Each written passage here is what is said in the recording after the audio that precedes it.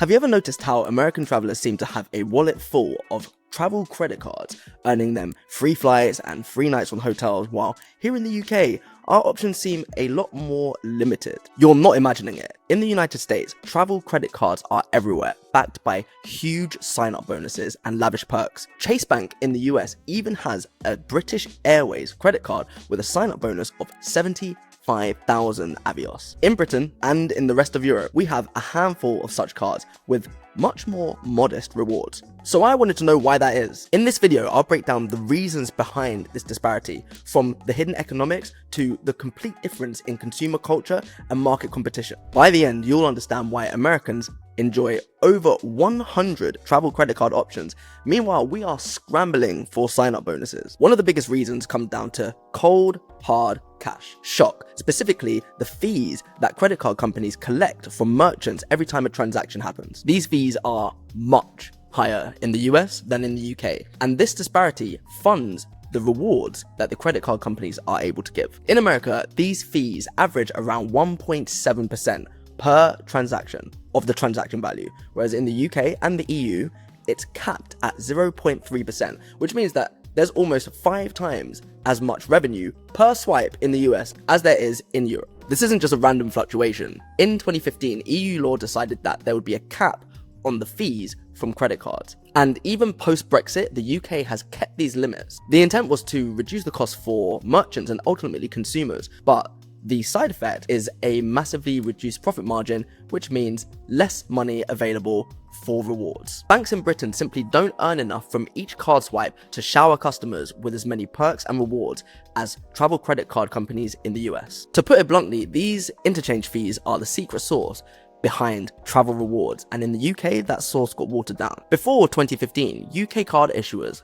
could afford extremely generous loyalty benefits. After the cap, however, they got watered down substantially, or reserved for premium cards with extremely hefty annual fees. In fact, several UK reward cards vanished off the market completely. A prime example being MBNA, a major card issuer who up until that point had a whole range of co-branded airline cards. By 2018, MBNA pulled the plug on the entire range, explicitly citing the EU interchange cap for making them unprofitable.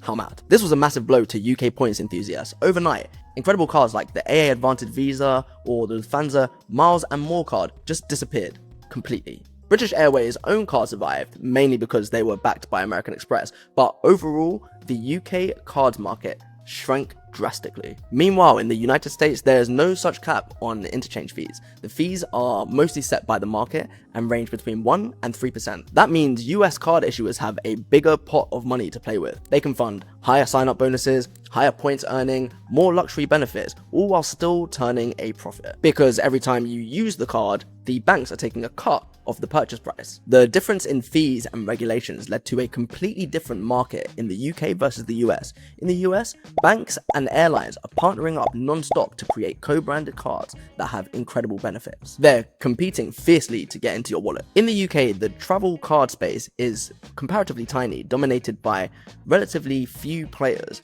But let's look at the US. Virtually every airline and hotel has multiple co-branded cards. For example, Delta Airlines has a whole suite of Amex cards. United has multiple cards through Chase Bank.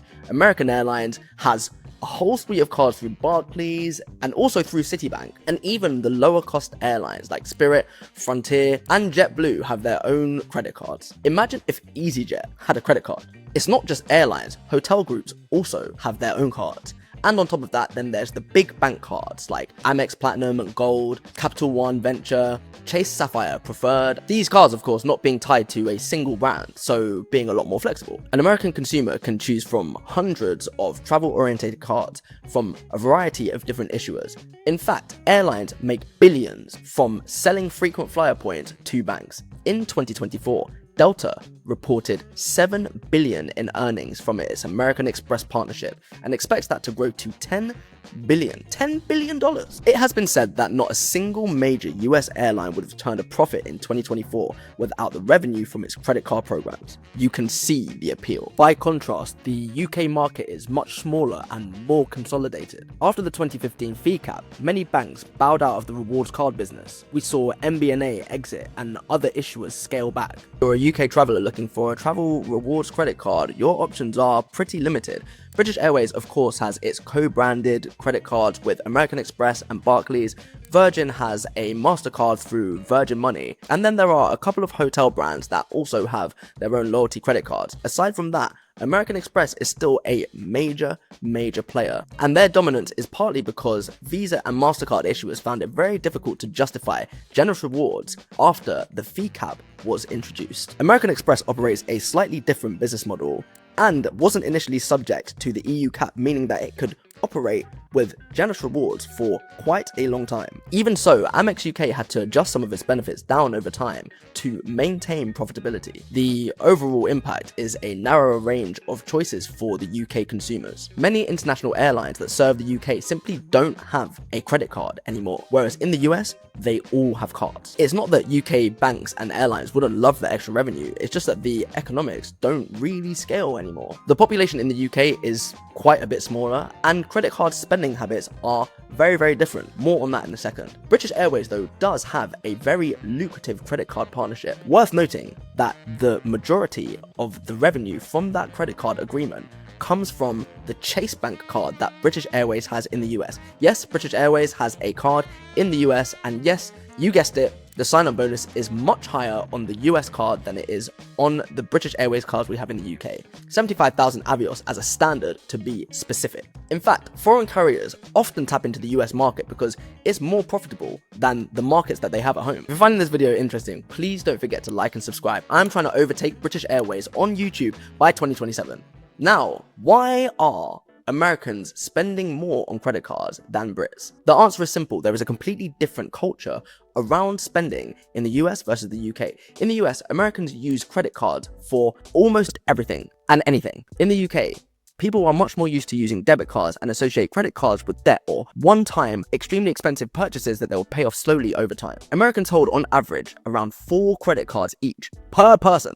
Yeah, I know. Now, in the UK, it's very different. Maybe 1 to 2 credit cards per person, and generally speaking, if that's an average, there's a load of people who don't have credit cards at all. American credit card ownership rate is one of the highest in the world, whereas in contrast, double the amount of expenditure is made in the UK on debit cards versus credit cards. Part of this is also down to how credit scores and benefits work. In the US, having multiple credit cards and using them responsibly can actually be seen as a positive thing for your credit score and can improve it over time. There is a whole ecosystem of churning where people open new credit cards over time to snag the welcome bonuses. Americans are used to seeing advertisements everywhere for the latest 100k points bonus or the newest airline with a credit card. If you live in the UK, you know we only see 100,000 points as a sign-up bonus one time. It's the platinum card.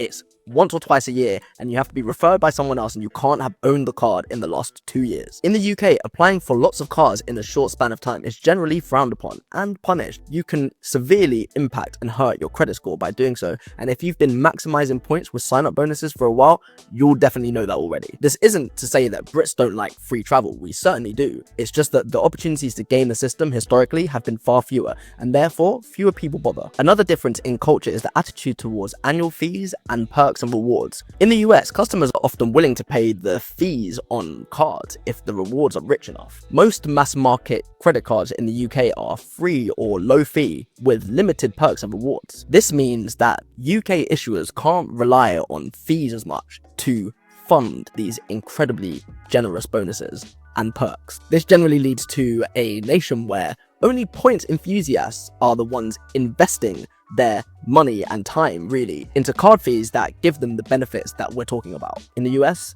it's second nature. All these factors, higher interchange profits, more intense competition, and a more receptive customer base lead to one simple outcome. Travel credit cards in the US just offer way more generous benefits than those in the UK. This is a key reason there are more of them. The rich rewards act as bait, fueling an incredibly lucrative market. Let's compare a few headline perks to illustrate the gap. Consider credit card sign-up bonuses. In the UK, a typical credit card sign-up bonus might be in the range of 5,000 to 30,000 points. Let's look at the British Airways American Express card, which currently has a sign-up bonus of 30,000 Avios if you spend £3,000 in the first 3 months. Sometimes it goes a bit higher than that with promos, but that is generally the ballpark. And the free version of that card has a bonus of 5,000 Avios if you spend £1,000 in the first 3 months. Well, the equivalent US credit card blows it out of the water. Chase's British Airways Visa card has a sign-up bonus of 75,000 Avios and often 100,000 Avios if you spend $5,000 to $7,000 in 3 months. That is 2 to 3 times the UK bonus for a similar product using our own flagship airline. And this isn't just BA, pick any airline or hotel and the card bonus on the US card will usually dwarf what's on offer in Britain. American Airlines credit cards, not even available in the UK anymore, give you a sign-up bonus of 50,000 to 70,000 miles. Marriott Bonvoy, which does have a card in the UK, the US version gives you 5 free nights as a sign-up bonus. In the UK, you get 20,000 Marriott Bonvoy points, which are comparable to about 6,000 Avios and not even enough for one night stay at 99% of Marriott hotels worldwide. These differences are huge. It means that an American can open up one credit card with one airline and generally get a transatlantic business class flight just with the sign-up bonus. In the UK, the sign-up bonus might get you a return flight to somewhere in Europe if you're lucky. And it's not just the upfront bonuses, the everyday earning rates are higher in the US than in the UK as well. 2, 3, sometimes 5 times points earning per dollar spent on everyday spend. And we already talked in another video about how with Amex Platinum, you can get 4 times your earning on dining spend. In the UK, we don't even get that on the most high level of points multiplier spend. And generally, that's spending on travel with the British Airways American Express card only through BA. Many cards come with annual travel credits, for example, $300 towards a hotel booking or flight booking. The list goes on. UK issuers have to be a lot more frugal with their benefits. They might offer a companion voucher like the British Airways 2-for-1 companion voucher or a free night stay after some incredibly heavy spending with a hotel rewards card, but generally rewards that are nice but require significant spending or loyalty to achieve. It's a much more conservative approach, very quintessential.